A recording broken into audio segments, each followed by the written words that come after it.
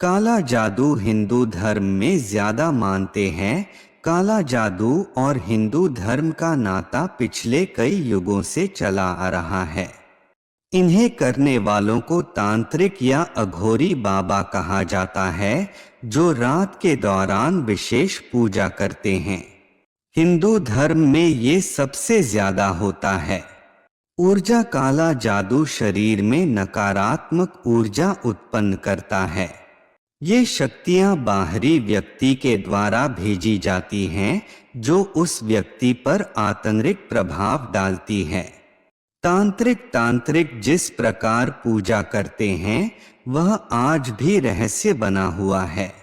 वास्तव में तांत्रिक बुरी आत्माओं को बुलाते हैं और फिर उनसे अच्छी आत्माओं या किसी व्यक्ति को परेशान करने के लिए कहते हैं।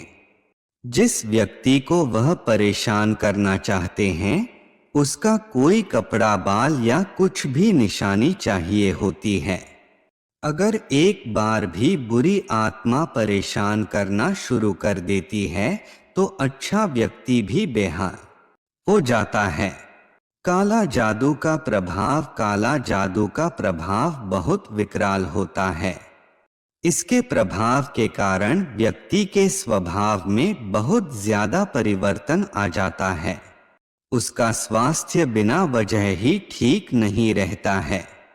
कई बार घरों में तुलसी के पत्ते सूख जाते हैं, जबकि उनकी बहुत केयर की जाती है, या प्रभावित व्यक्ति का नाखून अपने आप ही काला पड़ने लगता है। वैज्ञानिक कारण काला जादू गैर वैज्ञानिक घटना नहीं है।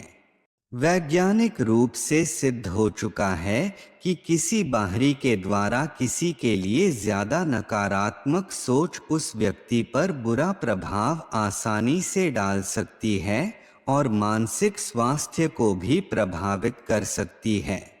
नमक और राई से की जाने वाली विधि कुदृष्टि नजर उतारने के लिए नमक और राई से की जाने वाली विधि प्रथम कृत्य प्रार्थना करना। जिसकी कुदृष्टि उतारनी है, उसे श्री हनुमान जी से प्रार्थना करनी चाहिए। मैं अपना नाम लें, प्रार्थना करता हूँ, मुझे लगी कुदृष्टि उतर जाए, और जो कुदृष्टि उतार रहा है उसका नाम लें, पर किसी भी प्रकार का अनिष्ट प्रभाव न पड़े। जो कुदृष्टि उतार रहा है वह श्री हनुमान जी से प्रार्थना करे कि उस पर कष्टदायक नकारात्मक शक्ति का कोई प्रभाव न हो। द्वितीय कृत्य अपना स्थान ग्रहण करें। जिस अनिष्ट शक्ति से आवेशित व्यक्ति की कुदृष्टि उतारनी है, उसे लकड़ी की चौकी पर पूर्व दिशा की ओर मुख कर घुटनों को छाती से लगाकर उकड़ू बैठने के लिए कहें।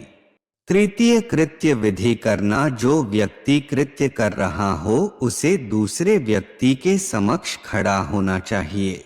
जितनी मात्रा में रवेदार नमक और राई मुट्ठी में लिए जा सकते हैं, वह दोनों हाथों में लें। अपने सामने दोनों मुट्ठियां गुणाकार चिन्ह के आकार में रखें। दोनों मुट्ठियां बाधित व्यक्ति के मस्तक से पैरों तक एक दूसरे की विपरीत दिशा में घुमाते हुए नीचे लाएं एवं धरती का स्पर्श करें।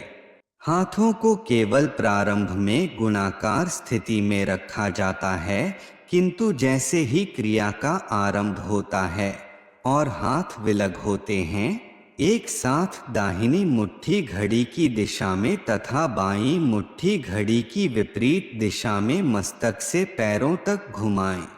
धरती को स्पर्श करने के उपरांत पहले की तरह क्रिया करते हैं, अर्थात हाथों को अलग कर एक साथ दाईं मुट्ठी को घड़ी की दिशा में तथा बाईं मुट्ठी को घड़ी की विपरीत दिशा में पैरों से मस्तक तक ले जाते हैं।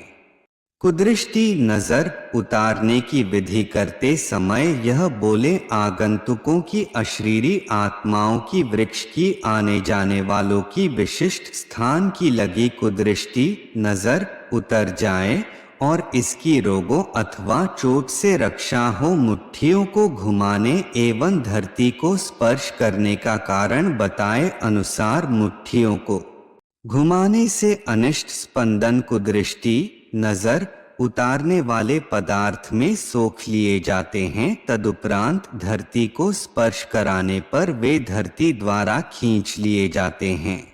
मुट्ठियों को कितनी बार घुमाना है यह इस बात पर निर्भर करता है कि नजर की तीव्रता कितनी है। जादू टोना करने वाले प्राय काला जादू विषम ऑड संख्या में करते हैं, अत मुट्ठियों को विषम संख्या में घुमाना चाहिए। चतुर्थ कृत्य अंत में मुट्ठियों में लिए हुए सभी पदार्थ एक साथ सिगड़ी अथवा तवे पर जलते हुए कोयले पर डाल दें। धन कमाने के सरल तंत्र मंत्र। धन कमाने के लिए खास तांत्रिक प्रयोग प्रस्तुत है। इस प्रयोग को दीपावली के रात में किया जाता है। इस प्रयोग से किसी तरह की हानि नहीं होती। यह सभी साधारण जन के लिए असरकारी और आसान तांत्रिक प्रयोग है। इस सरल तांत्रिक प्रयोग को पूर्ण पवित्रता से करने पर लाभ अवश्य मिलता है। लक्ष्मी की विशेष कृपा प्राप्त होती है। धन की वर्षा होती है। रुका पैसा तो मिलता ही है। आय के नए नए साधन भी जुटने लगते हैं। सबसे पहले पूरी शुद्धता से नीचे दिए गए मंत्र की पहले 108 बार माला करें। महालक्ष्मी मंत्र श्री हरि कमले कमलाले प्रसीद प्रसीद श्री हरि श्री महालक्ष्मये नम। सरल विधि चांदी की एक छोटी सी डिबिया लें।